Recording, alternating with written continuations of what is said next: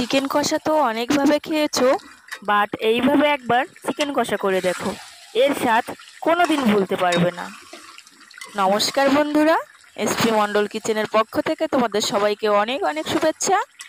প্রতিদিনের মতো আমি আজকেও একটি রেসিপি নিয়ে হাজির হয়েছি। আর আজকের রেসিপি হচ্ছে চিকেন কষা। আর এই জন্য দেখো, বাজার থেকে 2 কিলো ওজনের একটা গোটা মুরগি কেটে নিয়ে এসেছি। তো এখানে মাত্র চিকেন আছে 1.5 কিলো। আর এই 1.5 কিলো চিকেনটা কিন্তু খুব সুন্দর করে ধুয়ে জলটা ঝরিয়ে নিতে হবে। আর দেখো, আমি কিন্তু ধুয়ে একটা ঝুড়িতে জলটা ঝরিয়ে নিয়েছি। এবার এটা মেখে নিতে হবে। আর মাখার জন্য এখানে অ্যাড করে দিতে হবে পরিমাণ মতো নুন, হলুদ গুঁড়ো, জিরে বাটা, ধনে বাটা, আর দিয়ে দিতে হবে কাশ্মীরি লঙ্কার গুঁড়ো, দিয়ে দিতে হবে কাঁচা লঙ্কা বাটা এবং আদা রসুন বাটা, আর ছোট এক টুকরো লেবুর রস। আর এটা দিয়ে কিন্তু খুব ভালো করে মাখিয়ে নিতে হবে। আর হ্যাঁ, এই মশলাটা ব্যবহার করার সময় কিন্তু আমি ক্যামেরাটা অন করতে ভুলে গিয়েছিলাম, তোমরা কেউ কিছু মনে করো না। আর এই মশলাটা মাখিয়ে কিন্তু প্রায় আধ ঘন্টার মতো রেখে দিতে হবে। তো আধ ঘন্টার মতো কিন্তু রেখে দিয়েছিলাম মাখিয়ে। এবারে একটা কড়াই বসিয়ে কড়াইটা গরম করে নিতে হবে। আর হ্যাঁ, কড়াইটা যখন খুব ভালো করে গরম হয়ে যাবে তখনই কিন্তু দিয়ে দিতে হবে পরিমাণ মতো সর্ষের তেল।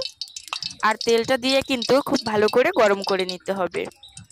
তেলটা যখন খুব সুন্দর করে গরম হয়ে যাবে, ঠিক তখনই কিন্তু এখানে অ্যাড করে দিতে হবে শুকনো লঙ্কা, তেজপাতা, গোটা এলাচ, গোটা জিরে, লবঙ্গ, আর দিয়ে দিতে হবে দারচিনি।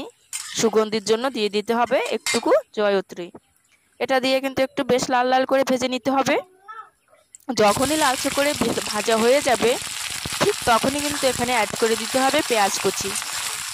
যেহেতু এখানে চিকেনটা কষা করা হবে, এখানে কিন্তু পেঁয়াজ কুচির পরিমাণটা একটু বেশিই দিতে হবে। এখানে 1.5 কিলো মাংসের জন্য প্রায় 200 গ্রাম পেঁয়াজ কুচি করে দিয়েছি। এটা যখনই হালকা ব্রাউন করে ভাজা হয়ে যাবে, ঠিক এখানে কিন্তু অ্যাড করে দিতে হবে টমেটো কুচি। এখানে আমি মাঝারি একটা বাটিতে 1 বাটি টমেটো কুচি করে নিয়েছি। আর এবারে এটা দিয়ে দিচ্ছি।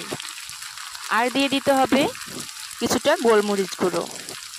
এটা দিয়ে নেড়ে চেড়ে টমেটোটা কিন্তু খুব সুন্দর করে ভেজে নিতে হবে, যতক্ষণ পর্যন্ত টমেটোটা গলে না যাচ্ছে এবং তেলটা ছেড়ে না দিচ্ছে। যখনই দেখবে টমেটোটা গলে গেছে এবং তেলটাও ছেড়ে দিয়েছে, ঠিক তখনও কিন্তু অ্যাড করে দিতে হবে এখানে মাখিয়ে রাখা চিকেনগুলো। দেখো, তেলটাও কিন্তু ছেড়ে দিয়েছে। এবারে চিকেনগুলো দিয়ে দিতে হবে। আর চিকেনগুলো দিয়ে কিন্তু মিডিয়াম আছে 2 থেকে 3 মিনিট একটু কষিয়ে নিতে হবে।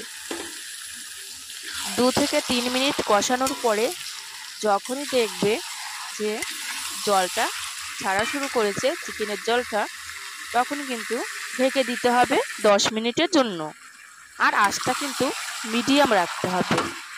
হাই আছে এটা রান্না করে যাবে না ঢেকে, তাহলে কিন্তু নিচ থেকে লেগে যাবে। তো আমি এখানে কিন্তু একটা ঢাকনা নিয়ে নিয়েছি। আর এটা 2 থেকে 3 মিনিট প্রায় কষানো হয়ে গেছে। এবারে ঢাকনাটা দিয়ে ঢেকে দিতে হবে। আর এখানে যে ঢাকনাটা নিয়েছি ওটা দিয়ে ঢেকে দিচ্ছি 10 মিনিটের জন্য। আর আঁচটা রাখতে হবে মিডিয়াম আঁচ।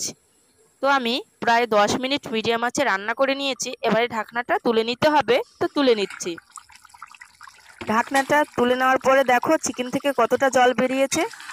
আর হ্যাঁ, এখানে কিন্তু আমি বাইরে থেকে কোনো জল ব্যবহার করিনি, চিকেন থেকেই কিন্তু পুরো জলটা বেরিয়েছে। এবারে গ্যাসের ফ্লেমটা হাই রেখে চিকেনের জলটা একটু ভালো করে টানিয়ে নিতে হবে। তো আমি কিন্তু হাই আঁচে রেখে চিকেনটা খুব ভালোভাবে একটু রান্না করে নিচ্ছি। যখনই দেখবে যে চিকেনটা রান্না করতে করতে চিকেনের জলটা টেনে গিয়েছে এবং চিকেনের তেলটা কিন্তু ছেড়ে দিয়েছে, ঠিক তখনই কিন্তু এখানে অ্যাড করে দিতে হবে ধনেপাতা কুচি। এখানে ছোট বাটির 1 বাটি ধনেপাতা কুচি করে রেখেছিলাম, ওটা দিয়ে দিচ্ছি। আর দিয়ে দিতে হবে 1 চামচ মতো গরম মশলা। গরম মশলাটাও আমি দিয়ে দিয়েছি। এবারে কিন্তু 3 থেকে 4 মিনিট খুব ভালো করে একটু নেড়ে মিশিয়ে নিতে হবে, যাতে ধনেপাতা এবং গরম মশলাটা প্রতিটা মাংসর গায়ে খুব ভালোভাবে মিশে যায়। তো দেখো, আমি কিন্তু 3 থেকে 4 মিনিট প্রায় মাংসটা কষিয়ে নিয়েছি ধনেপাতা দেওয়ার পরেও। আর এখন কিন্তু পারফেক্টভাবে চিকেন কষা তৈরি হয়ে গেছে।